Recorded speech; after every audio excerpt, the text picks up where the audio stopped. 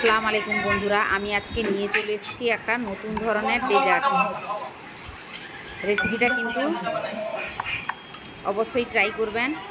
এবং রেসিপিটা কিন্তু প্রথমে আমি কিছুটা সাবু নিয়ে নিয়েছি, সাবুটাকে সেদ্ধ করতে বসিয়ে দিয়েছি। এবারে আমি এটাকে ছেঁকে নিব। ছেঁকে নিয়ে দুধটা গরম করতে বসিয়ে দিয়েছি ফুটতে, এবার ওতে ছাঁকা সাবুটাকে আমি ছেড়ে দিচ্ছি। এবারে আমি ওটাকে ভালো করে দুধের সঙ্গে ফুটিয়ে নিব।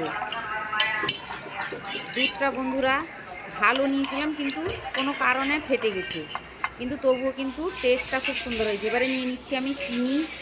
চিনিটা আপনারা পরিমাণ মিষ্টি অনুযায়ী নেবেন।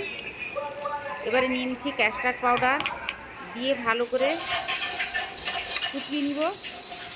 এরপরে আমি ওতে নিয়ে নিচ্ছি পাকা আম, কলা, ওতে আমি ছেড়ে দিচ্ছি। দিয়ে ভালো করে আমি মাখিয়ে নিব, যাতে কলা আমটা ভালো করে মিশে যায়। রেসিপিটা অবশ্যই ট্রাই করবেন, এটা খুবই ইজি রেসিপি। এরপরে আমি নিয়ে নিচ্ছি বরফের টুকরো। ঠান্ডা ঠান্ডা কিন্তু গরমের সময় এই ডেজার্টটা কিন্তু খেতে ভালো লাগে। এবারে আমি একটা কাঁচের বলে সার্ভ করে দেখাচ্ছি। রেসিপিটা ভালো লাগলে লাইক করুন, কমেন্ট করুন, শেয়ার করুন এবং সাবস্ক্রাইব অবশ্যই করবেন। নিচে দেওয়া বেল আইকনটি ক্লিক করবেন নতুন নতুন রেসিপি পাওয়ার জন্য। এবং রেসিপিটা কেমন হয়েছে অবশ্যই কমেন্ট করে জানাবেন।